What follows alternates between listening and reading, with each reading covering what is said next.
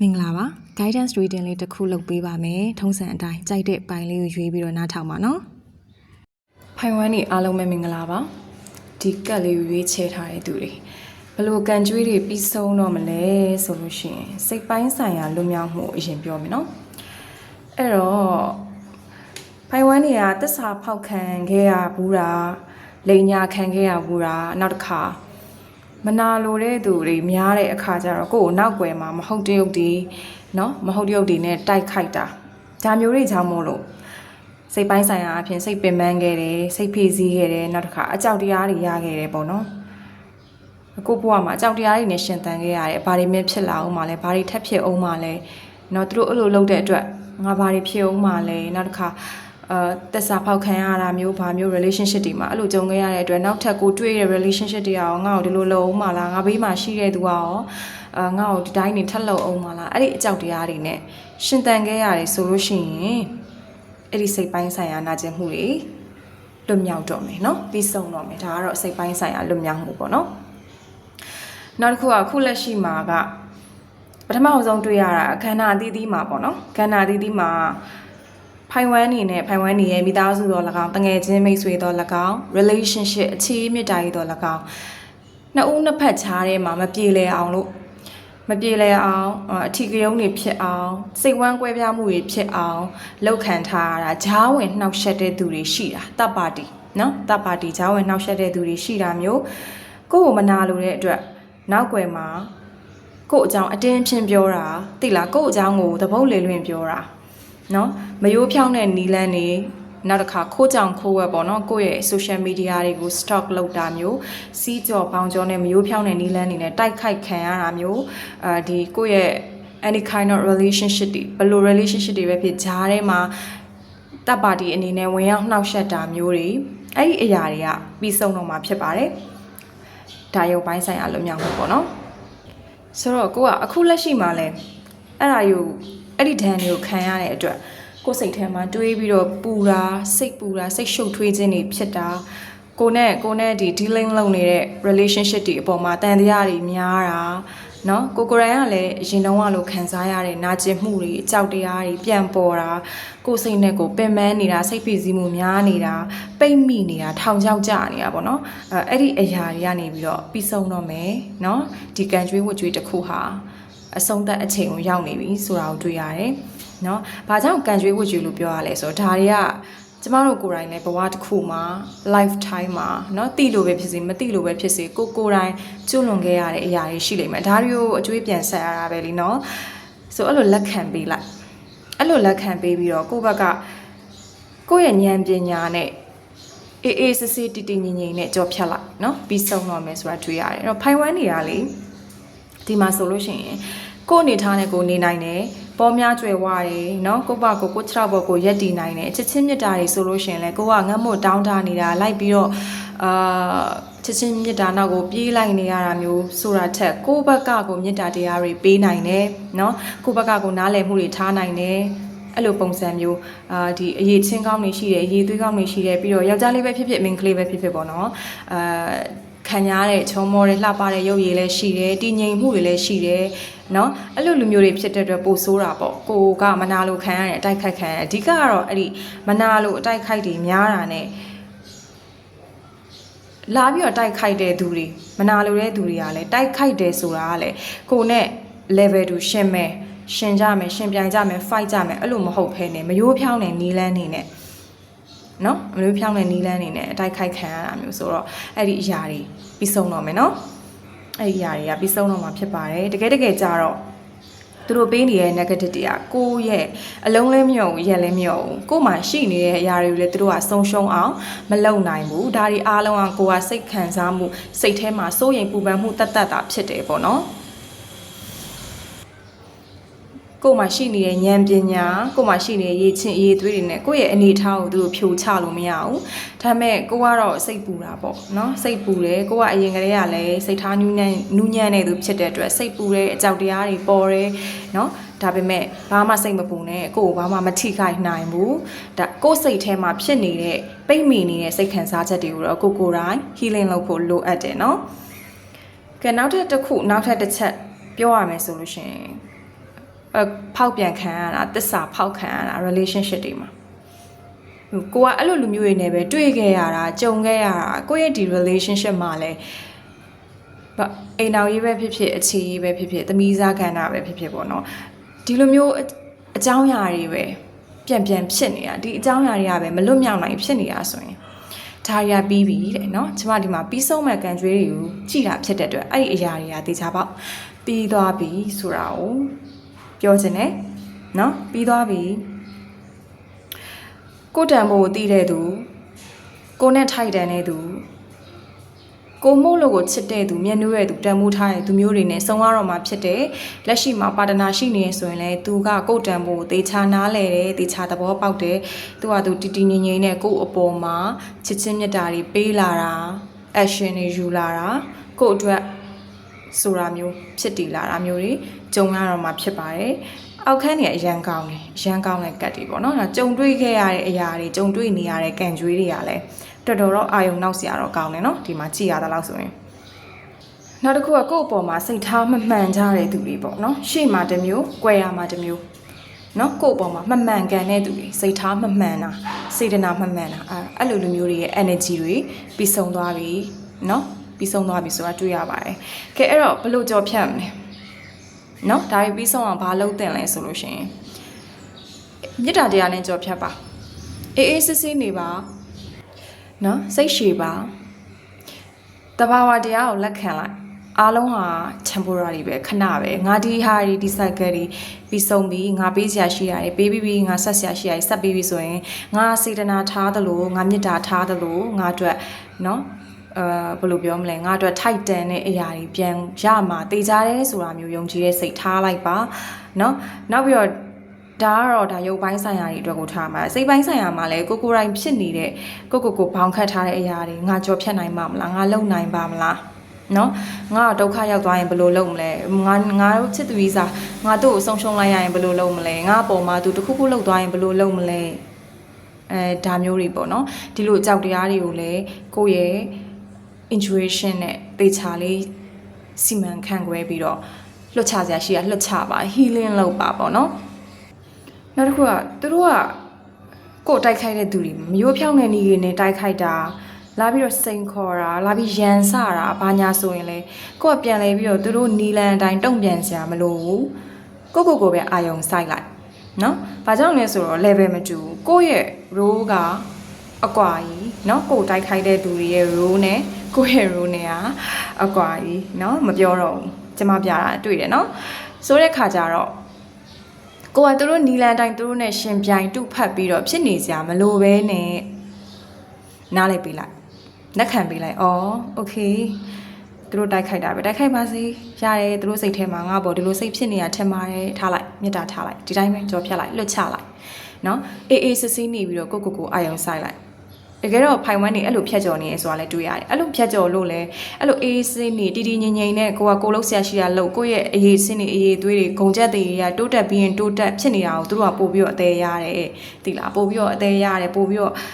မလိုဘူးပို့ပြီးတော့မနှိမ့်မြို့အခြေမှဆိုလဲတံပိုးထားခံနေရတာအချစ်ခံနေရတာဘာညာဆိုရင်သူတို့ကပို့ဆိုးတယ်ပို့လောင်တယ်ပေါ့နော်အဲ့ energy ရတယ်အဲ့နေမြဲတိုင်းဆက်နေပါအပေါ်ရန်ပေါ့အပြင်ပန်းမှာတော့အဲ့လိုနေပေမဲ့လို့ကိုယ့်ရဲ့စိတ်ထဲမှာကတော့ကိုတိုင်းကိုသိတယ်အကြောက်တရားတွေရှိတယ်နော်ဒါဖြစ်မှာပဲဒါလူပဲဖြစ်မှာပဲစိုးရိမ်စိတ်တွေအကြောက်တရားတွေတခါတလေကြတော့နော်ကိုပိတ်မိနေတဲ့စိတ်တွေရှိတယ်အဲ့ဒါတွေအတွက်ကို healing လုပ်လိုက်ပါနော်ဒါဆိုလို့ရှိရင်ကိုမျောလင့်နေတဲ့အရာကိုဆူတောင်းထားတဲ့အရာအဲ့ဒါတွေကကိုအတွက်ကိုတေချာပေါက်ကိုအခွင့်အလမ်းတစ်ခုအနေနဲ့ရောက်လာလိမ့်မယ်เนาะဒီမှာဆိုခုနပြောရဲ့စကားတိုင်းကိုမိုးလို့ကိုချစ်မှာကိုမိုးလို့ကိုတန်မိုးထားမှာဒါကိုဆူတောင်းထားတဲ့အရာတွေတကယ်ကိုပြည့်ဝရောက်လာလိမ့်မယ်လက်တွဲဖို့ဆိုရင်လည်းကိုနဲ့ထပ်တူညီတဲ့သူเนาะကိုနဲ့ energy ကိုက်တဲ့သူဒီမှာတွေ့လားဒီမှာဆိုလို့ရှိရင် night ဆိုပေမဲ့ဒီမှာပုံမှာ crown sound ထားတယ်သူကlevel တစ်ခုရှိတယ်သူကိုဘွားတွေကိုရောက်လာမယ်တန်မိုးချင်းညီမျှတဲ့အရာတွေကိုနဲ့ထိုက်တန်သမျှအရာတွေဟာကို့အတွက်ဖြစ်လာပါလိမ့်မယ်နော်တယောက်နဲ့တယောက်ကတောက်စားတွေဖြစ်နေတာအဆင်မပြေတာတွေဖြစ်နေတာတွေအတွက်ကိုအစပြန်လဲညှိနှိုင်းပြီးတော့စတင်ရဖို့အတွက်အခွင့်အလမ်းတွေတေချာပေါက်ရောက်လာလိမ့်မယ်เนาะဒါကြောင့်မို့လို့ရှုပ်ထွေးနေတဲ့ကံကြွေးဝတ်ကြွေးတွေဟာပြီးဆုံးတော့မှာဖြစ်ပါတယ်ကဲဖိုင်ဝမ်းနေ ကျင့်နေမယ်ထင်ပါတယ်နော်နောက်ထပ် reading တွေမှာပြန်လည်ဆုံတွေ့ကြပါမယ်ဖိုင်2တွေအားလုံးပဲမင်္ဂလာပါThe Magician ကိုရွေးထားတဲ့သူတွေဖိုင်2တွေ energy အရန်ကောင်းတယ်ဒီမှာကျမကလေကန်ကျွေးဝတ်ကြွေးတွေပြီးဆုံးမဲ့ကန်ကျွေးဝတ်ကြွေးတွေကိုကြည်တာပေါ့နော်ဒါပေမဲ့ဒီမှာအဲ့လောက်မတွေ့ရအောင်ကန်ကျွေးဝတ်ကြွေးတွေတိတ်မတွေ့ရဘူးဒီလူတွေကအဲ့လိုအတိုက်ခိုက်ခံရတာမနာလို့ခံရတာဘာညာတွေလဲတော်ရုံတန်အဲ့ဟာတွေရဲ့ effect ကိုလည်းတိတ်ဂရုမစိုက်ဘူးသူတို့ဘဝမှာသူတို့လိုချင်တာသူတို့ဖြစ်ချင်တာသူတို့ရချင်တာကိုပဲအာယုံစိုက်ပြီးတော့သိလားသူတို့ရချင်တာပဲအာယုံစိုက်ပြီးသူတို့ဘဝကိုပဲသူတို့ကဖန်တီးနေတဲ့သူမျိုးတွေဆိုတော့တွေ့ရတယ်အဲ့တော့ဒီမှာကအခုဆိုရင်ဖိုင်2တွေကဘလို့ဖြတ်ကျော်နေရလဲဆိုတော့ငါလိုချင်တဲ့ဟာတွေဘယ်ချိန်ရမှာလဲငါဖြစ်ချင်တာတွေဘယ်ချိန်ဖြစ်မှာလဲငါရချင်တဲ့ဘဝဘယ်ချိန်ရမှာလဲเนาะအဲ့အတွက်ကိုအရင်စိတ်အားထက်သန်နေတယ်ဒါပေမဲ့စောင့်ဆိုင်နေရတာစိတ်မရှိဘူးစိတ်တွေလောနေတယ်เนาะအဲ့အတွက်လည်းပင်ပင်ပန်းပန်းနဲ့စူးစမ်းအားထုတ်နေတယ်အရင်စူးစမ်းနေတယ်ဆိုတဲ့ energy တစ်ခုရတယ်ဒါပေမဲ့စိတ်ဆန္ဒတွေကတော့အရင်လောနေတယ်တချို့တွေဒီစ조사နေတဲ့ state ပေါ့နော်ဒီဟာပုံဖော်စ조사နေတဲ့ state တစ်ခုကိုဖျက်ကျော်ရတဲ့နေရာမှာဒီစောင့်ဆိုင်ရခြင်းတွေဒီ divine timing right time ကိုစောင့်ရတဲ့အချိန်တွေဒါတွေကိုမစောင့်ခြင်းပင်ပန်းနေတယ်ဒါလောက်ပဲတွေ့ရတယ်เนาะ energy အရန်ကောင်းတယ်ကဲဒီမှာဆိုလို့ရှိရင်တချို့တွေကအချစ်တဲ့ relationship အသစ်เนาะအလုပ်သစ်စီးပွားရေးငွေရေးကြေးရေးရင်းနှီးမြှုပ်နှံမှုအသစ်အဲ့အတွက်ကိုမျော်လင့်နေတာဆူတောင်းထားတာ manifest ထားတာတွေ့တယ်။ချို့ကကြတော့ယာဒုတက်ဖို့ခေါင်းဆောင်ဖြစ်ဖို့နော်ဂုံရှင်ဂုံဝါတွေတိုးတက်လာဖို့ပြီးတော့ပညာရေးအဆင့်တွေအောင်မြင်ဖို့ပညာရေးတွေအဆင့်တက်ဖို့နိုင်ငံရခြားခရီးတွေသွားဖို့ပညာရေးလမ်းကြောင်းတွေပွင့်ဖို့နော်ဒါခရီးကန်တွေနိုင်ငံရခြားသွားမှာတွေလမ်းကြောင်းတွေပွင့်ဖို့အဲ့ဒါတွေအတွက်ကို manifest ထားတာတွေ့တယ်။ကဲနောက်ထပ်တစ်ခုကတော့လေဒီမှာအိမ်အောင်ရေးတဲ့နော်အိမ်အောင်တစ်ခုကိုတည်ထောင်ဖို့ကိုချစ်ရတဲ့သူနဲ့ဘဝလက်တွဲဖို့မိသားစုဘဝတစ်ခုရဖို့အဲ့ဒါအတွက်ကိုအားထုတ်ကြိုးပမ်းနေတဲ့သူတွေmanifestor ကိုနားလေသူတွေကလည်း manifest ထားတာဒါမှမဟုတ်ဆူတောင်းထားတာစ조사နေတာစောင့်ဆိုင်နေတာသိလားစောင့်ဆိုင်နေတာဒါမျိုးတွေတွေ့ရတယ်เนาะသားသမီးကန်သားသမီးအတွက်လည်းစုတောင်းဆန္ဒပြုထားတာတွေ့ရတယ်အများကြီးပဲ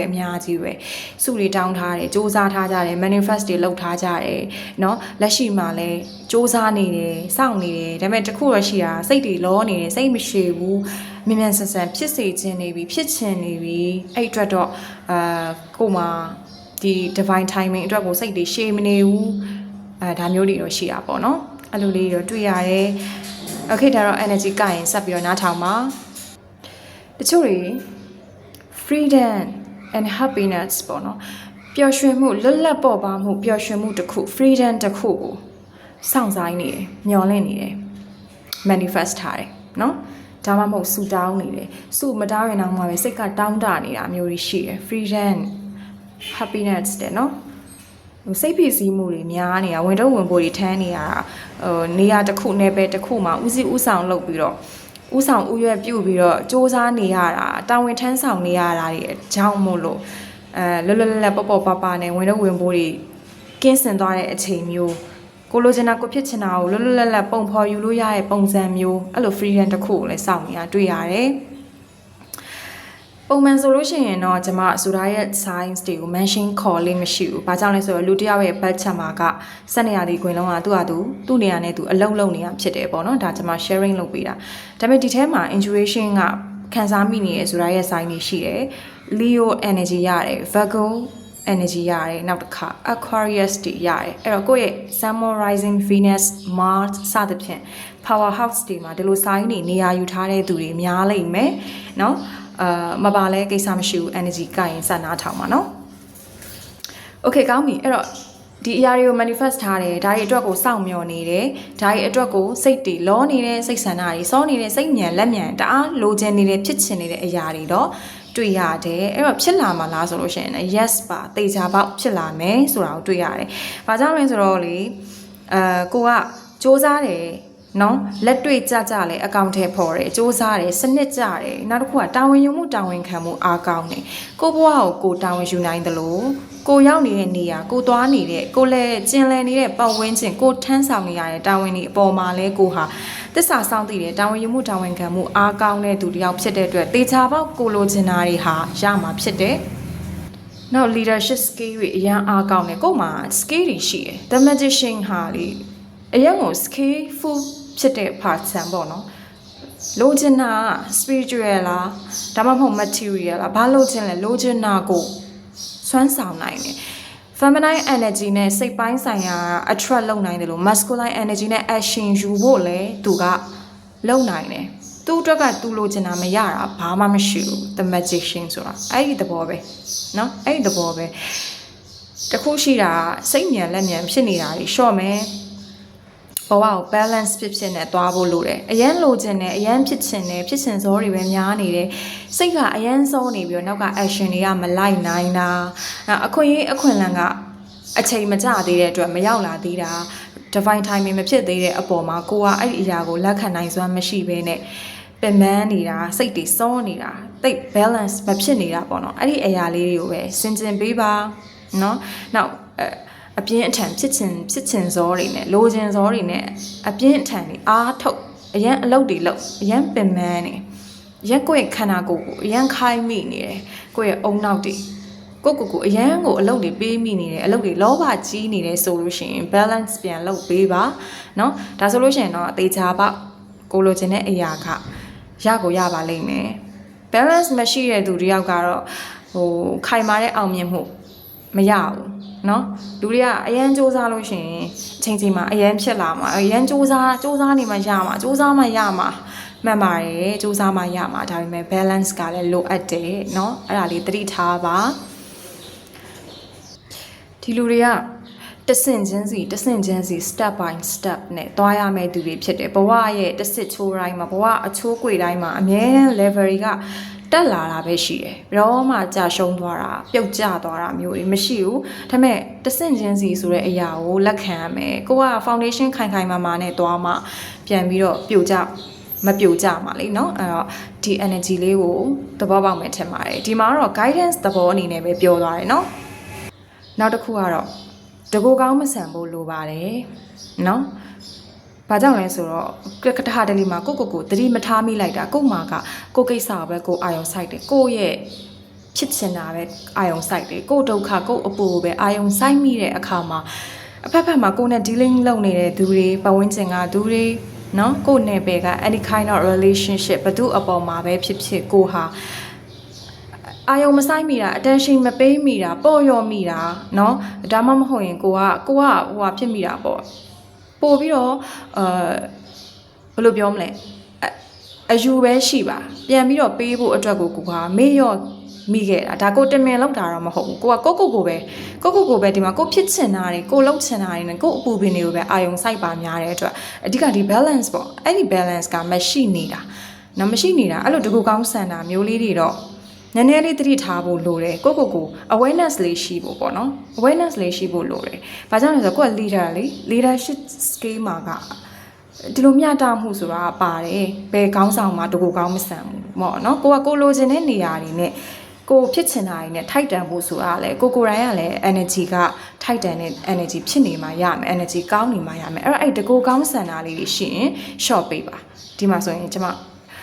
အစတော့ကပြောခဲ့တယ်လို့ပေါ့နော် Leo energy ရတယ် Leo တွေကသူကများသောအားဖြင့်ကသူတို့ရဲ့ inner child နဲ့အများဆုံးထိတွေ့နိုင်တဲ့ signs တွေသူတို့လိုချင်တာဖြစ်ချင်တာကိုအာယုံစိုက်နိုင်စွာအားကောင်းတဲ့သူတွေဆိုတော့နည်းနည်းသူကဒိုကိုကောင်းဆန်ခြင်းနဲ့အဲ့လိုပုံစံမျိုးလေးဖြစ်သွားတတ်တယ်တမင်လောက်တာတော့မဟုတ်ဘူးပေါ့နော်အဲ့အရာလေးတွေကိုပြန်ပြီးတော့ balance လုပ်ပေးဖို့လိုအပ်တယ်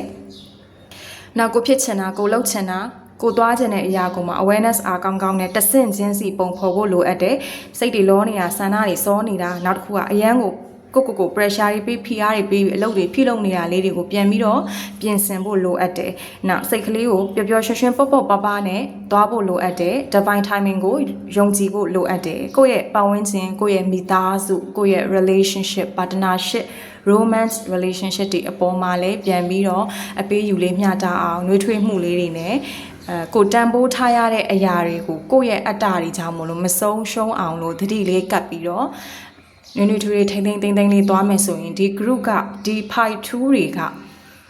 အမြင့်ဆုံးရောက်နော်လိုချင်တာတွေအားလုံးကဖြစ်မှာပိုင်ဆိုင်မှာဆိုတာသေချာပေါက်ပဲ energy အရန်ကောင်းနေနော် Okay ဖိုင်2တွေအဲ့ဒါဆိုရင်ကျန်တဲ့မဲ့ထင်ပါတယ်နောက်ထပ် reading တွေမှာပြန်ဆောင်ကြမယ်နော်